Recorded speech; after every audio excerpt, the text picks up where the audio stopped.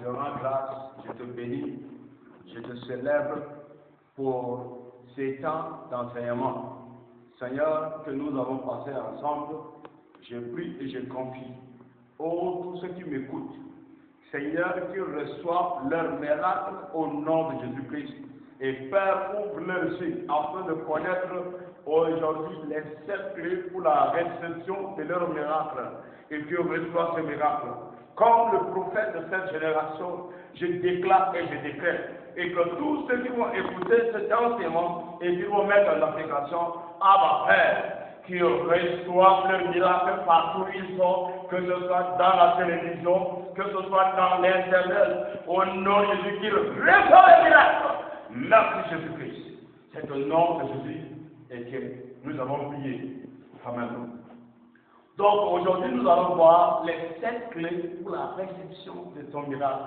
Les 7 clés pour la réception de ton miracle. Nous allons voir ici dans Matthieu chapitre 16, verset 19, Jésus qui disait, je te donnerai les clés du royaume des cieux. Ce que tu lieras sur la terre sera lié dans les cieux. Et ce que tu délieras sur la terre sera lié dans les cieux. Ok.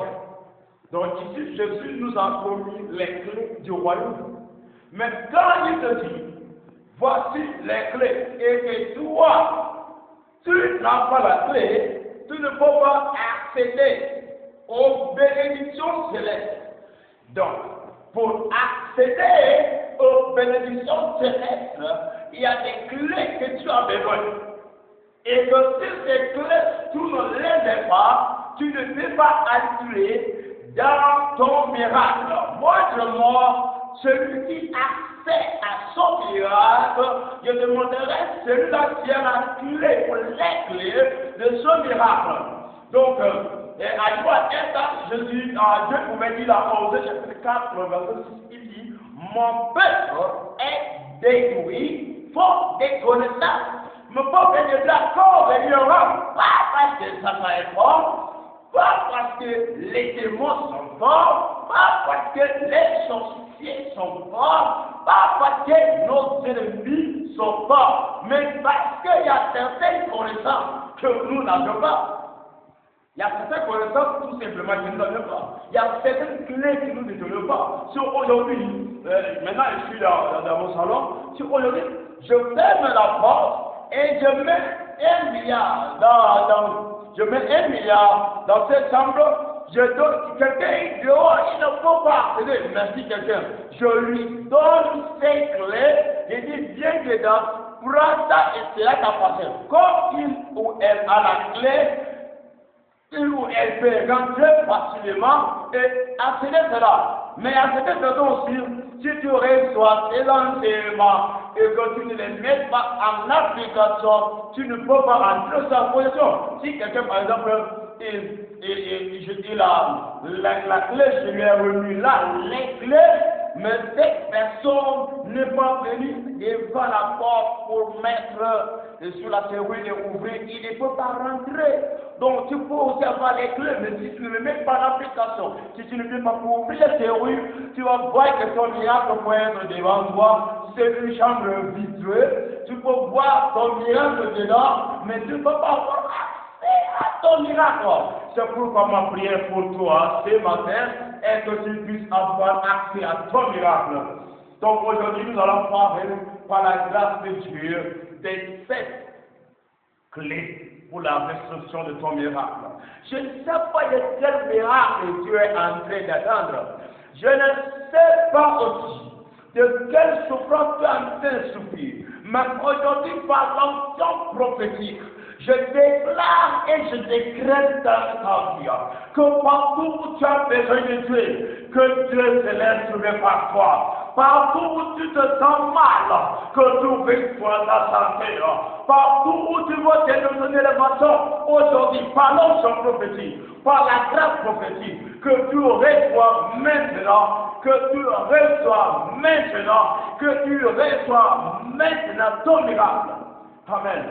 Donc nous allons voir, je disais tantôt, que nous allons voir les 7 clés pour la réception de ton miracle.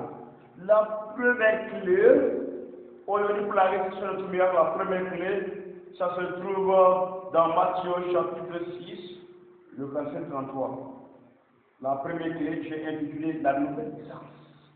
La nouvelle naissance, c'est la première clé pour avoir accès à ton miracle.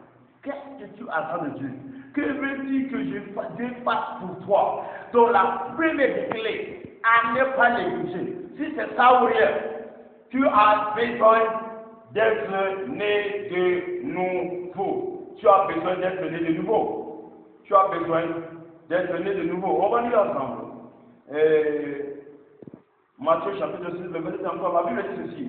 Cherchez premièrement le royaume et la justice de Dieu, et toutes ces choses vous seront données par-dessus.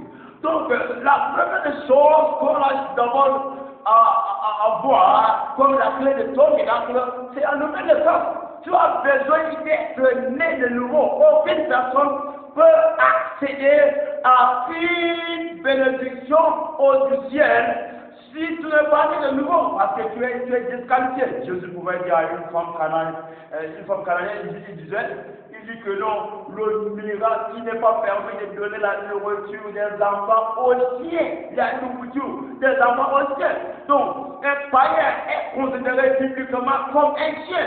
C'est pourquoi vous allez voir, David a fait ces genres de révélations. Qu'est-ce que David a dit?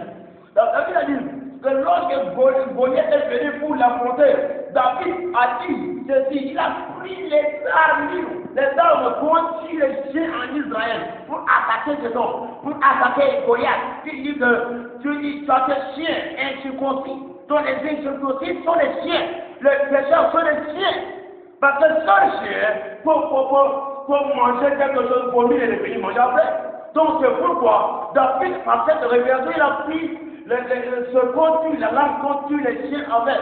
Donc Goliath a dit que toi tu me prends pour un chien. David dit oui, incirconcis. Qui est-il pour affronter l'armée d'Israël, l'armée du Dieu vivant? Donc les païens sont comme les chiens. Alors, pour ne pas être considéré comme un chien, que tu ne mérites pas les pains qui est le miracle des enfants de Dieu, tu as d'abord premièrement besoin de la nouvelle naissance. La nouvelle naissance c'est quoi? La nouvelle naissance, c'est le changement de vie. Ce n'est pas seulement la nouvelle naissance de la religion ou un homme de Dieu. À chaque programme que tu parles, un homme de Dieu se lève, il parle, il dit que tu veux donner ta vie à Christ, tu te lèves 1000 fois, tu tombes 1000 fois. Non, frère, la nouvelle naissance, c'est le changement de vie, le changement de direction, le changement de pensée. Avant, ton chemin est comme ça. Maintenant, tu dis que non, c'est le chemin qui mène à la destruction. Le chemin de péché, comme après dit le salaire du péché, c'est la mort. Mais tu dis que non, je n'aime pas ce chemin de mort, je n'aime pas ce chemin de destruction. Mais je change maintenant de direction vers le chemin qui est le chemin de la vie éternelle qui est en Jésus-Christ. Donc tu laisses tout ce que tu faisais et tu embrasses Jésus-Christ. Tu dis que non, Seigneur, maintenant, je suis derrière toi.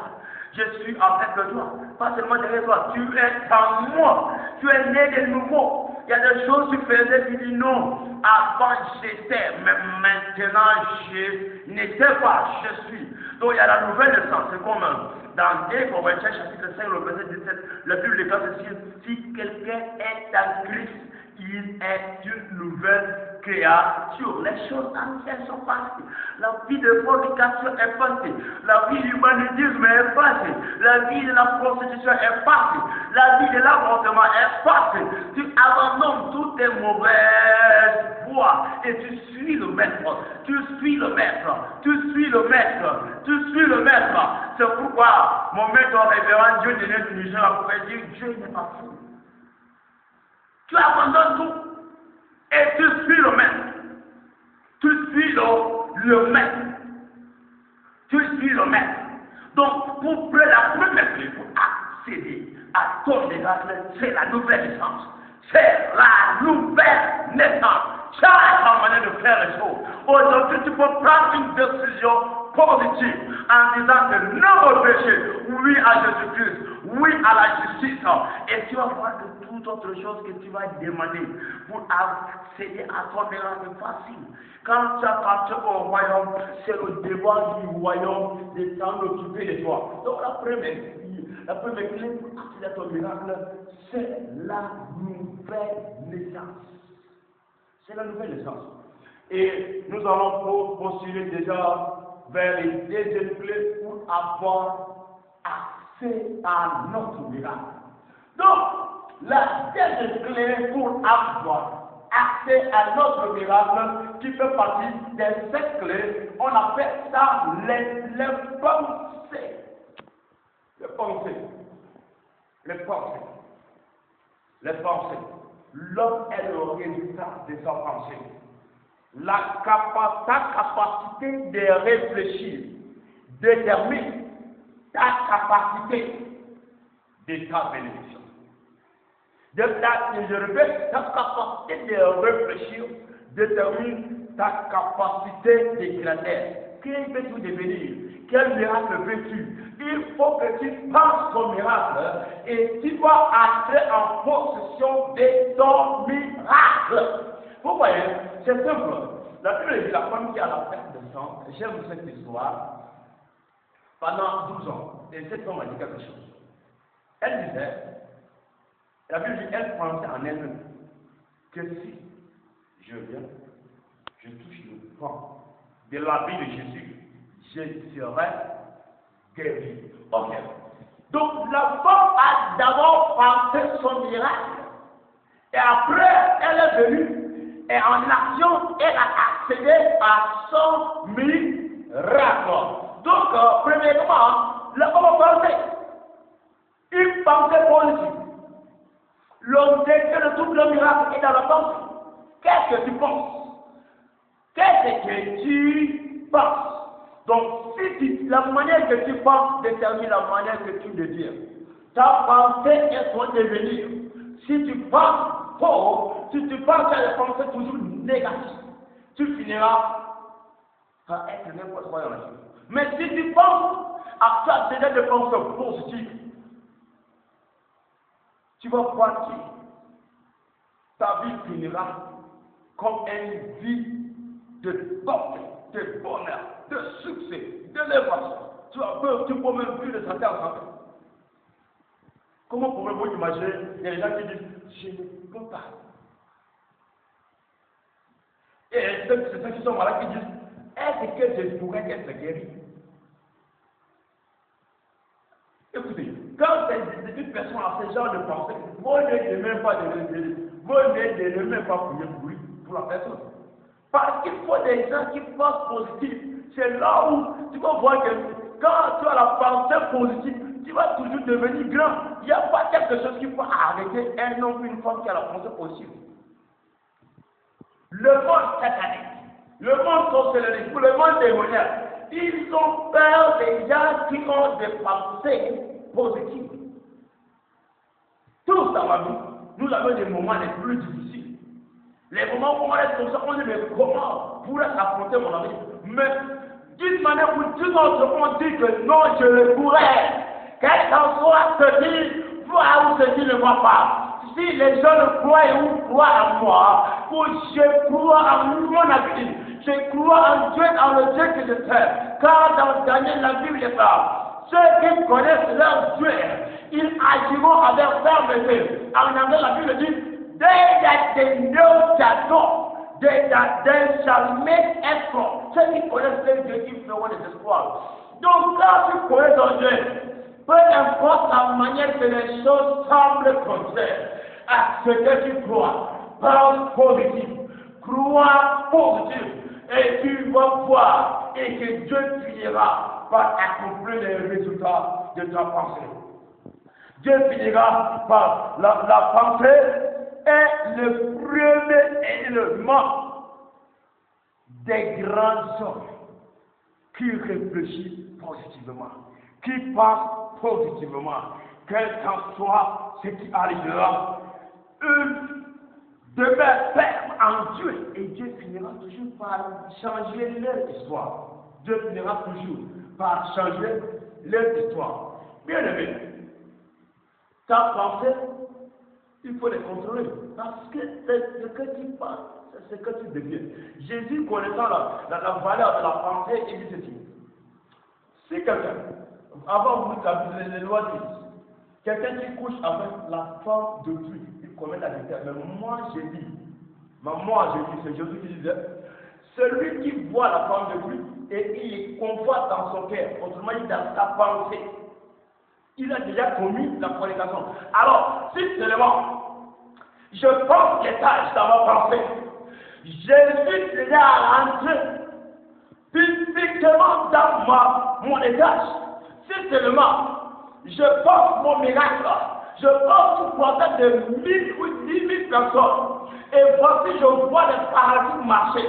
Donc, j'ai déjà la puissance. Donc, je crois que Jésus a dit, ça commence dans la pensée et tu accèdes ton miracle dans la pensée. Jésus ne peut pas vous dire que si tu convoites une femme dans ton cœur, tu as déjà commis avec. Donc, si je convoite la grande bénédiction, la grande onction charismatique de Dieu dans ma pensée, j'ai déjà accédé. C'est pourquoi Paul pouvait dire la même chose dans 1 Corinthiens chapitre 14 le verset 1, il dit désirer les dons les meilleurs. Autrement dit, pensez sur les dons les meilleurs. Donc, le secret du grand miracle, c'est de penser ton miracle. Quand tu penses au miracle, tu vas accéder à ton miracle. Il n'y a pas 1 plus 1 qui est égal à 3 là-bas. Pense et deviens. Ta pensée est ton devenir. Ta pensée est ton devenir. Je vais vous dire quelque chose sur la pensée. Quelques éléments sur la pensée. La pensée est indestructible. Or, il ne peut jamais tuer la pensée. Parce que lorsque tu essaies de tuer une pensée, cette pensée se multiplie. Lorsque tu essaies de tuer une pensée, cette pensée se multiplie. Donc là, on ne peut pas tuer la pensée. La pensée est immortelle. La pensée est indestructible. On ne peut pas tuer la pensée avec la bombe atomique, avec l'arme les plus sophistiquées de ce monde. Ok, aujourd'hui, il y avait le Valentin qui est né une femme. Et on voulait tuer ce homme pour acheter leur amour. Mais aujourd'hui, les gens célébraient cette fête de manière internationale, Saint-Valentin dans le monde entier. Parce qu'on ne peut pas arrêter une pensée. On ne peut pas arrêter une pensée. Les musiciens, l'habitude de la théorie dit qu'un musicien ne meurt pas, un artiste ne meurt pas. Pourquoi il dit cela? Parce qu'il a déjà fait sortir sa pensée, il a mis sa pensée dans un CD. Et ça pensait de génération dans les instants. Donc, un penseur ne meurt pas. Aujourd'hui, les Camus, les Descartes, et tous ces philosophes qui ont, aujourd'hui, on étudie leurs pensées. Ils sont encore vivants. La réponse est non. Platon est déjà mort. Mais aujourd'hui, Platon gouverne le monde comment? C'est lui qui a fait sortir l'idée de la démocratie. Aujourd'hui, et partout, nous sommes gouvernés par la démocratie. Même les États-Unis sont gouvernés par la démocratie. Et quand on parle de démocratie, on parle de Platon. Lui, il est mort, mais sa pensée gouverne le monde. Donc, le robot, c'est juste que le monde est gouverné par les gens qui sont déjà morts. Dans les bibliothèques, les vieux livres de Coran, les livres, tous ces écrivains sont déjà morts. Mais on lit leurs pensées parce qu'ils ne sont pas morts. Eux, ils sont morts, les hommes sont morts, mais leur pensée est immortelle. Les pensées est immortelle. Leur pensée est immortelle. Donc, leur pensée est immortelle. Ils ne faut pas mourir. Quand tu peux penser qu'il est immortel, quand tu peux penser immortel, avec ne pas mourir, mais sa pensée qu'il a mis dans plusieurs cerveaux, ne peut pas mourir. Ne peut pas mourir. Ne peut pas mourir. Donc nous allons voir la troisième clé pour la réception de son miracle. La troisième clé pour la réception de son miracle, c'est la foi. La foi. La foi. La foi. On va lire ensemble quelque chose qui concerne la foi. On va lire ensemble quelque chose qui concerne la foi. Marc, chapitre 11, le verset 23. Marc, chapitre 11, le verset 23. Marc, chapitre 11, le verset 23. Je vous le dis en vérité, si quelqu'un dit à cette montagne, ôte-toi et jette-toi dans la mer, s'il ne doute pas, s'il ne doute point en son cœur, mais croit que ce qui lui arrivera, il verra s'accomplir. Il verra s'accomplir. Il verra s'accomplir. Matthieu chapitre 8, le verset 13. Matthieu chapitre 8, le verset 13. Matthieu chapitre 8, le verset 13. On va lire ensemble. Matthieu, ouvre ta Bible partout, tu es avec moi. Chapitre 8, le verset 13. Matthieu chapitre 8, le verset 13. Ok, puis Jésus dit au centenier, va, qu'il te soit fait selon ta foi. Et à l'heure même, le serviteur fut guéri.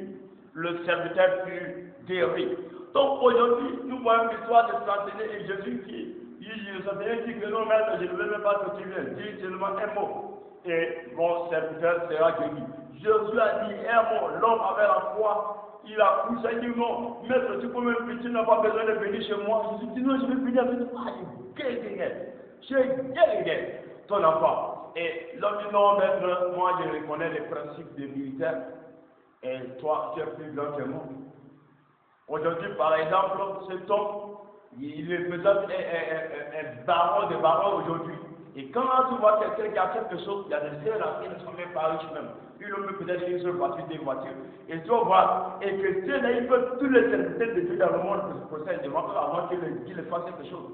Mais cet homme, à cause de son humilité, il ne voyait pas ce qu'on appelle les finances physiques pour contrôler son pasteur qui est Jésus, etc. Mais il dit que non, je sais que tu es plus grand que moi. Tu peux être ministre, ton prophète, ton pasteur est plus grand que toi. Tu peux être un président, ton pasteur, ton prophète est plus grand que toi. Toi qui le coûtes, il est plus grand que toi. Donc il dit que non, j'ai pas besoin de venir sur moi, mais juste dis un mot. Et Jésus a dit, va, et puis que soit fait selon ta foi. Et lorsque tu as la foi, il n'y a pas quelque chose dans ce monde qui peut être impossible à toi. Partout où les hommes naturels vont voir impossible à toi, tout sera impossible. C'est ça la foi. Et la foi ne voit pas demain, la foi voit aujourd'hui. Donc ton miracle que Dieu a fait descendre, ta foi, par la foi, tu peux accéder à ton miracle maintenant. Et je te dis, partout où tu es, si c'est devant l'écran, tu touches, si c'est devant ton portable, tu touches, et la main touche juste ma main, et lorsque tu touches juste ma main, toute solution que tu cherches, tu reçois maintenant.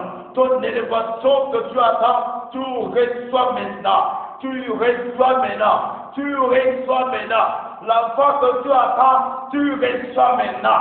Tu reçois maintenant. Tu reçois maintenant. Au nom de Jésus-Christ. Je vais développer prochainement beaucoup sur la foi. Comme notre temps est compté, nous allons voir les points numéro 1. Nous avons dit c'est la nouvelle naissance. 2. Nous avons dit c'est les pensées. 3. Nous avons dit c'est la foi. 4. C'est l'espoir. L'espoir. L'espoir. Quelqu'un qui n'a pas l'espoir. La foi c'est aujourd'hui. L'espoir de la foi et l'espoir. L'espoir c'est croire qu'un jour Dieu peut faire quelque chose. Mais la foi c'est non. Nous avons répondu non. Les frères répondent. Donc l'espoir c'est quelqu'un qui vit toujours une vie d'espoir. Il dit que non, je sais que la situation ne va pas aujourd'hui. Mais ce qui est sûr, Dieu finira par changer ma situation un jour. C'est ça l'espoir. Dieu finira par changer ton histoire un jour, maman. Dieu finira par changer ton histoire un jour, papa. Dieu finira par changer ton histoire un jour, frère. Dieu finira par changer ton histoire un jour. Il finira par changer, c'est ça l'espoir. Les points numéro 5. Les points numéro 5. Et nous avons vu les 4 points avant, compte tenu de notre temps qui est compté, c'est la semence. La Bible le cas dans Genèse chapitre 8, le verset 22, il dit, le semail et la moisson ne cesseront point. La semence. La semence. La semence, lorsque le Seigneur enseigne la semence, beaucoup de gens pensent qu'ils ont besoin de l'air argent. On le dit, soit dans la télévision, soit dans l'internet. Est-ce que je vais peut-être dans un endroit, c'est que tu dis non, tu n'as même pas mon numéro, tu connais que c'est le prophète américain qui enseigne. Tu n'as même pas quelque chose qui peut accéder à moi. Par exemple, dans mes enseignements, je prononce trop le faux nom de mon pays, le Tchad. Donc, peut-être le Tchad, tu sais qu'il est du Tchad, mais tu ne connais pas comment. Alors, je t'enseigne les principes spirituels, les clés pour la réception de ton miracle. Il y a les clés pour la réception de ton miracle. Si quelqu'un qui n'a pas sémé quelque chose dans ses jours, pendant qu'il avait la saison de pluie, mais au moment de récolte, tu peux récolter. Si elle est une valeur, tu ne peux rien récolter si tu n'as pas semé quelque chose. Donc la Bible dit, la main qu'il donne, c'est celle qui reçoit. La main qu'il donne, c'est celle-là qui reçoit. Donc, ta capacité de donner est égale la rapidité de la réponse à Dieu de te bénir. Il y avait un frère à l'école théologique, quand je l'ai rencontré, il me parlait toujours de la semence. Le Jésus dans l'Apocalypse, il voyait la semence. Alors, j'ai dit, mon frère, c'est un pasteur escroc. Ah, que Dieu me pardonne. Et il s'appelle Jacques Assobo, c'est un ami pour moi. Et un jour, le frère, en blanc parti au Bénin, il avait donné tout ce qu'il avait à l'école où je témoin. Il partait au Bénin à son retour. Le frère était vachement béni. Et après, j'étais venu dans le ministère. Quand j'étais rentré dans le ministère, j'ai compris que non, il y a des principes que moi je n'observais pas. Un jour, je me suis rappelé de tous les enseignements de ce frère. Et j'ai donné le peu de choses que j'avais, mais j'ai fermé ma porte. Tout c'est bien. J'ai donné. Et après avoir fait cela, ma vie commence à être changée jusqu'aujourd'hui. Et ma situation financière, Dieu m'a aidé à aller dans un autre niveau. Aujourd'hui, je suis marié, tout ça, c'est le miracle de Dieu. Donc, la semaine après, j'ai trouvé le frère dans le Facebook, j'ai dit, frère, pardonne-moi parce que tu m'as fait un certain principe que je ne connais pas. Donc, je n'ai pas dit de commencer directement à condamner quelqu'un parce qu'après un niveau, quand tu vas revenir, tu comprendras que l'homme frère fait dans l'erreur. Ça serait difficile que tu puisses rectifier cela. Donc, au départ, le peuple Daoussa, le père fondateur du Nigeria, enseignant les enseignements qui concernent la semence. Mais pourquoi il avait combattu aujourd'hui dans le monde entier? Nous enseignons son enseignement. Mais entre-temps, lui, il était combattu. Il était combattu par qui? Par les religieux. Par les religieux. Moi, je crois fermement qu'aujourd'hui, nous avons les qualités dans le pays. Nous avons les études dans le pays. C'est là qui combattent les vérités bibliques.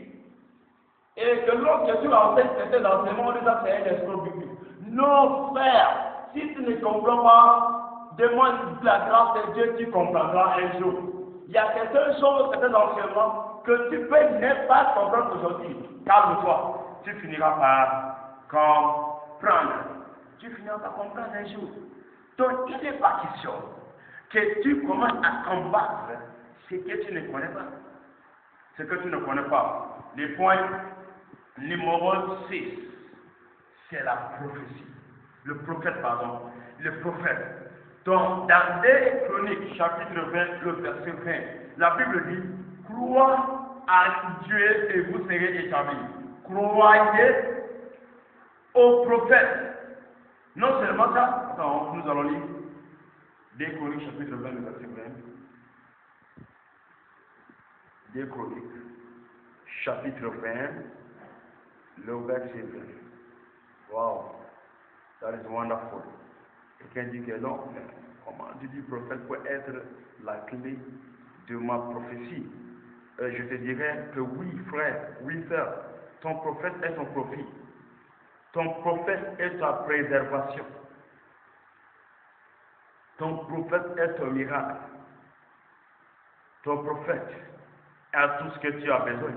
S'il n'y avait pas le prophète Samuel, il n'y aura pas le roi David. Il n'y aura pas le prophète, le roi David, il n'y aura pas le roi Saül. Donc, c'est grâce au prophète que tous ceux-là, ils sont devenus ce qu'ils sont. Ils sont devenus ce qu'ils sont. 2 Chroniques chapitre 20, le verset 20. 2 Chroniques chapitre 20, le verset 20. Qu'est-ce que la Bible nous dit? La Bible nous dit ici, le lendemain, ils se mirent en marche. De grand matin pour le désert de Tekoa. À leur départ, Josaphat se présenta et dit, écoutez-moi, Judas et habitants de Jérusalem, confiez-vous en l'Éternel votre Dieu et vous serez affermis.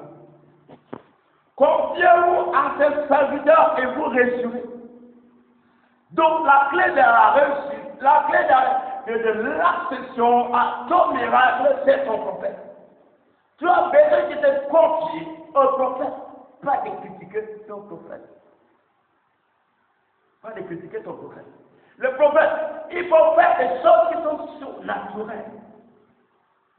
Mais si tu n'as pas cru en ça, à ça, il y a des gens qui ont pu y voir et se voir. Il y a des gens qui ont des doctorats en critique des hommes de Dieu. Mais ton prophète est au secret de la réception de ton miracle.